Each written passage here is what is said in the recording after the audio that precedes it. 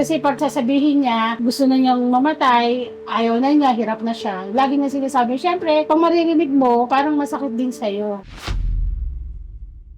So, sobrang taas ng sugar niya. Tapos, naging violet yung lalaki niya, infection. So, kailangan tanggalin yung kalahati ng paa niya. Laging, masakit yung paa niya. So, lagi siyang ngalay, Lagi uhaw. laging uhaw. Pag sumbong, sobrang sakit talaga. Sobrang hirap talaga.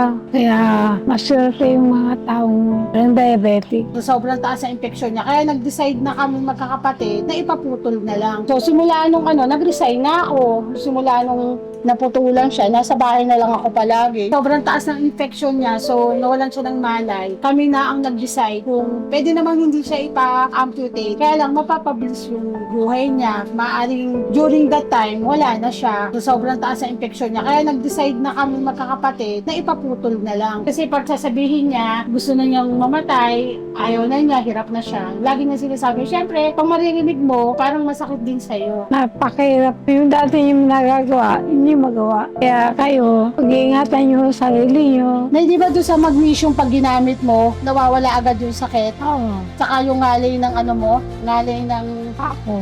paa mo, saka yung dito mo nawawala. Tapos pag nahiga na siya, diretso na siyang matulog. Yes, sa tingin ko, lagi na kaming nagamit. Kasi medyo matipid din naman kasi siya kasi 2 spray, saka ko siya ipapahid. Kasi sa experience namin sa Reset Magnesium, sinanay ko nawala yung pain niya. Kahit ako din, gumagamit ako minsan pagka masakit yung kamay ko dahil sa pagluluto, mabilis naman siyang nawawala.